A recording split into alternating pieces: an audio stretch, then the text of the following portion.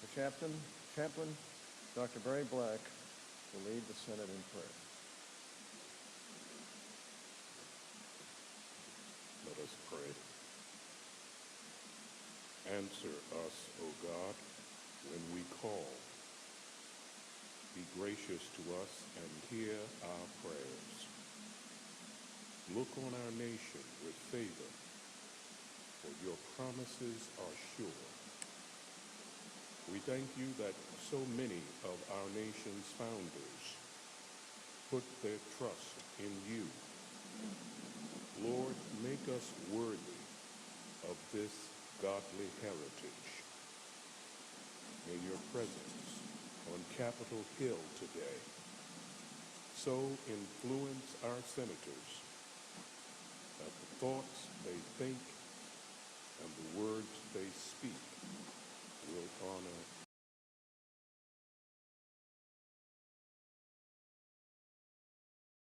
working on this bill.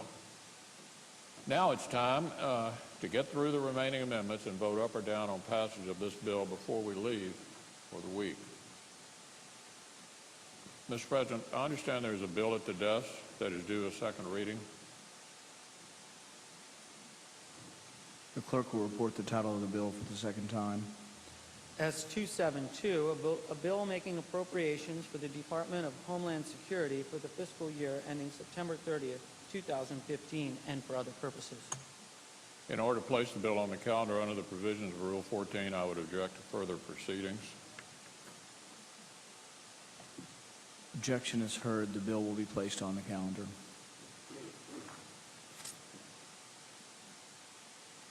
Now, Mr. President, thanks to the bill manager efforts that I just referred to, along with years-long work undertaken by members on both sides, Senator Hoeven in particular, we expect this bipartisan bill to finally pass the Senate.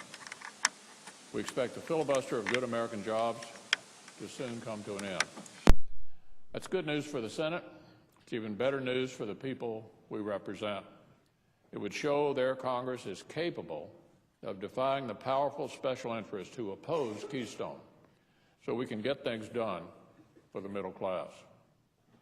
Constructing this infrastructure project would pump literally billions of dollars into our economy. It would support thousands of jobs, and it would do all with minimal environmental impact. That's according to what we've heard from the President's own State Department. So it just makes sense to get this bipartisan legislation to the President for his signature. The only way to prevent this important government agency from shutting down is for Congress to pass legislation to fund the department and to do it quickly. This morning we moved to second reading what's known as a clean appropriations bill, which will provide resources for this critical department. I hope that the Senate can take that up quickly and pass it quickly as well. We should not even be debating the funding for the Homeland Security Department. Every other government agency has been funded through the end of the fiscal year, the end of September, but not the Department of Homeland Security. The House Republicans insisted on separating this critical agency away from the rest of federal government and treating it differently, giving it temporary funding, what's known as a continuing resolution, making it extremely difficult for the Department of Homeland Security to do its job to keep America safe. Now, why did the Republicans insist that this one agency be treated differently, funded in a way that it can't do its job effectively?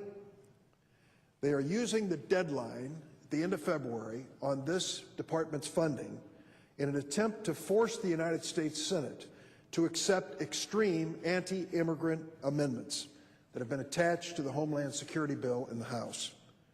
The House Republicans' message to the Senate is very straightforward.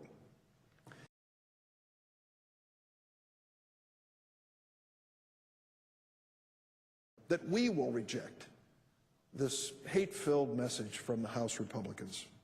For our part, Senate Democrats will insist that the Department of Homeland Security be funded and that the President have the authority, which every President has had, to establish his own immigration policies. Mr. President, I see there's another colleague on the floor. I'm going to yield the floor. Under the previous order, the leadership time is reserved. Under the previous order, the Senate will be in a period of morning business for 1 hour. with senators permitted to speak therein up for 10 minutes each, and the Republicans controlling the first half and the Democrats controlling the second half. Mr. President. The senator from Wyoming. Thank you, Mr. President. Mr. President, last November, the American people sent an unmistakable message to Washington, D.C. Voters across the country said that they were tired of the gridlock, and they were tired of the lack of action by the Democrat-led Senate.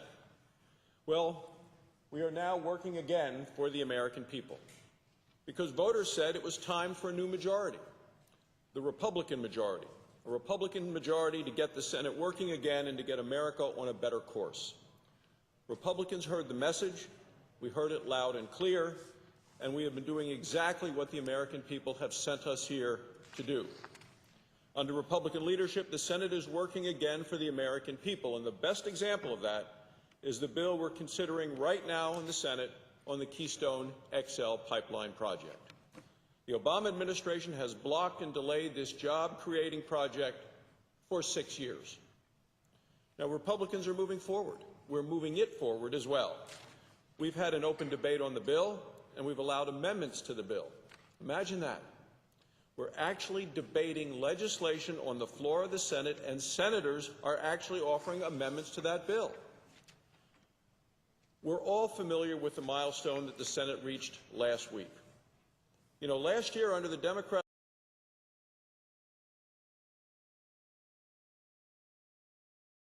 leadership, there were a total of 15 up and down votes on amendments. 15 for the entire year under Harry Reid. That's all the Democrat leader allowed. Well, by the end of the day last Thursday, we completed our 25th amendment vote. Just 22 days into the year, the Senate had already been more productive on amendments than it was in 365 days under Democrat leadership. Now, we didn't stop there. Today, the Senate will vote on up to 18 more amendments to the Keystone Jobs bill, and then another 12 are ready after that. Several Democrat senators complained the other day about what they said was a lack of amendment votes on this bill. Well, where were they last year when the Democrat leadership allowed only 15 amendments to get an up and down vote for an entire year? Now, Senator Schatz and Senator Markey, two Democrats, had never gotten a vote on one of their amendments in the Senate before Republicans gave them a vote last week.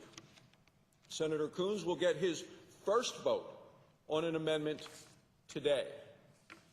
Now, all of these amendments aren't the only way the Senate is working again for the American people. Another example is going to happen on Thursday.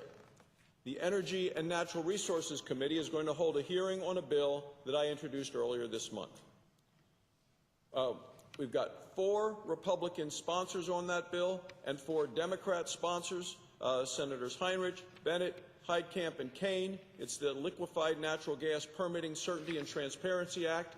And now Senator Toomey, a Republican, has added on, and Senator Udall, a Democrat, has added on. So now there are 5 Republican and 5 Democrat co-sponsors. This is an idea that the House took up last year, and it passed with bipartisan support. 46 Democrats voted in favor of increasing America's exports of liquefied natural gas. The House is expected to vote and pass a bill again like this week. This is an idea that has bipartisan support in the Senate as well, so it should be a no-brainer. Plans to send American energy overseas are wrapped up in Washington red tape, and Americans who are eager for the jobs on these projects continue to wait. This bipartisan bill will do a lot to fix that problem.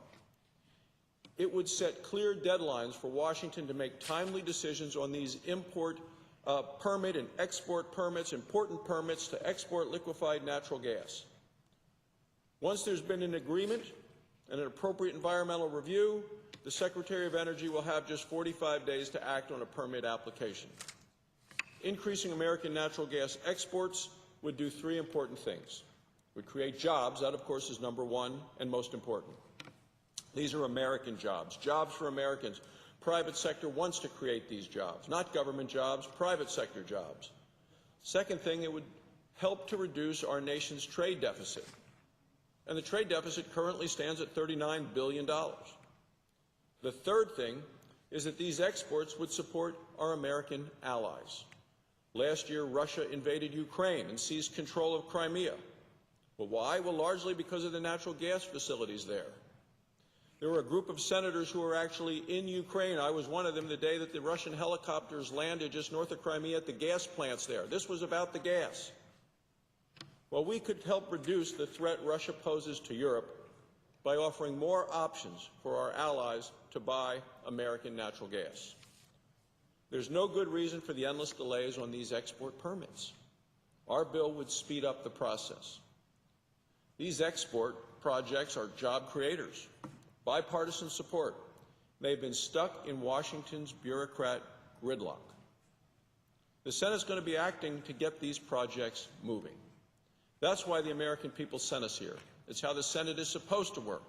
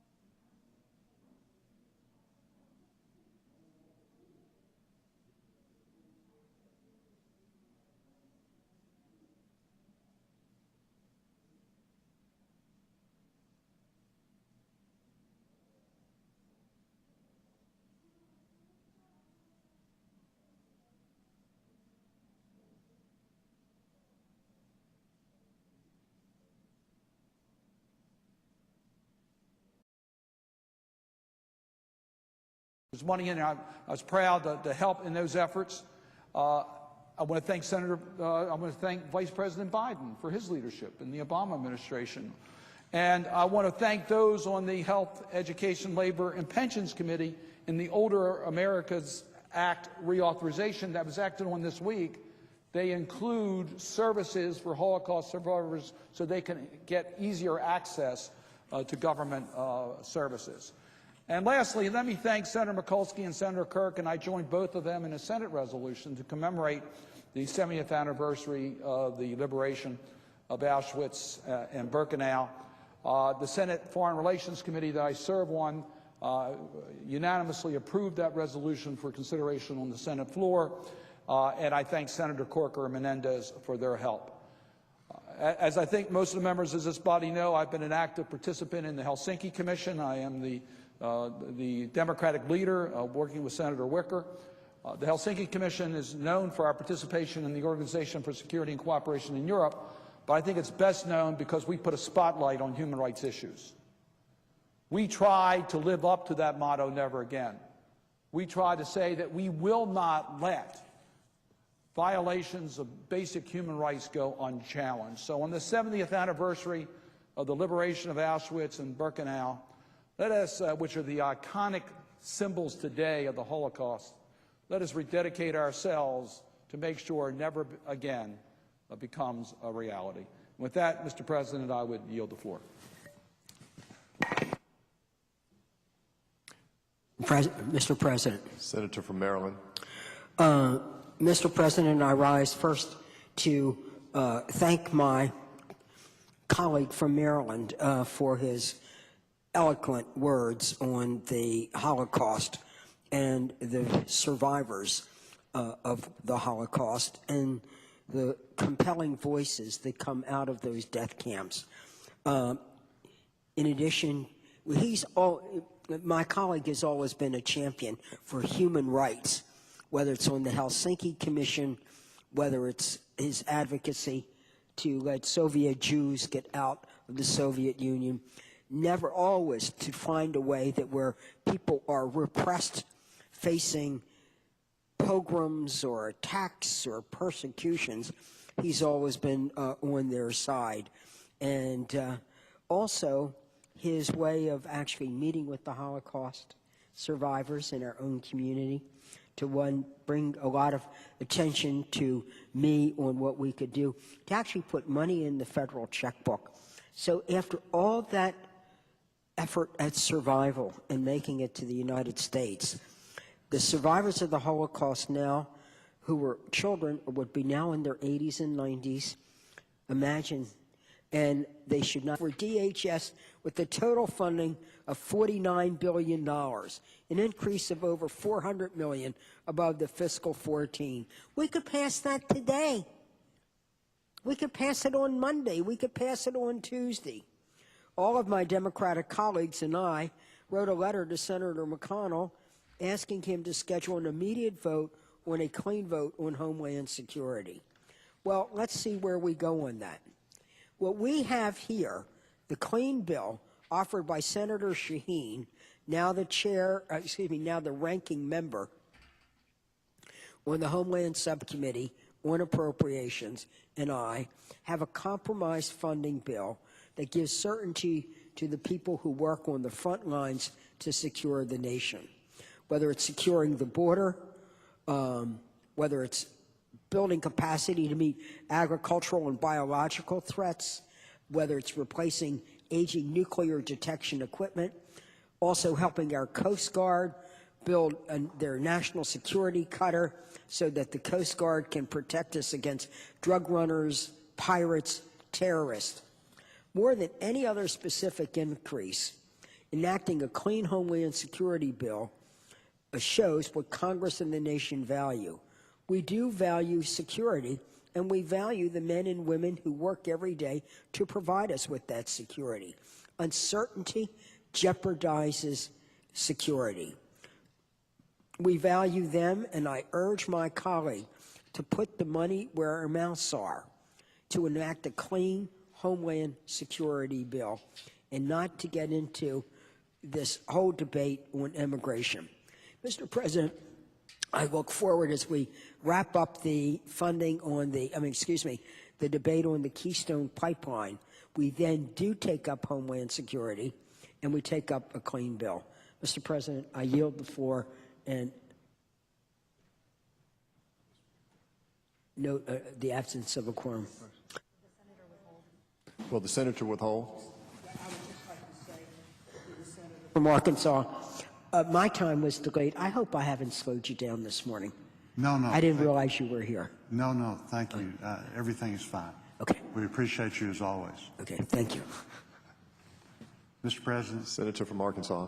I'd like to take just a few moments to honor a true champion of veterans, a true friend, and a great mentor of myself, retired Lieutenant Colonel Steve Gray, who is set to retire from public service at the end of this month after nearly 16 years of helping his fellow veterans in Arkansas. Since I came to Washington 13 years ago, Steve has served on my staff, advocating for the needs of service members and veterans across the natural state. He's been a trusted aide whose reputation in Arkansas's veterans community is second to none. His passionate advocacy has resulted in better service offerings at veterans facilities across Arkansas. It's reflected in the lives that he's helped make better by solving an individual's problems with the VA. And if Steve were able to track down military medals that a veteran earned but never received, those medals weren't just dropped in the mail. Steve would crisscross the state, personally delivering them, dressed in his Air Force blues, and present them with the stories of the veteran's time in service. A veteran himself, Steve served honorably in the Air Force as a tactical air controller, with assignments as Director of Operations and Commander in Virginia, Vietnam, California, Utah, Florida, Colorado, Kansas. Make health care more affordable. Instead, it's generally done the opposite. Since Obamacare became law in 2010, health care premiums have risen. Millions of Americans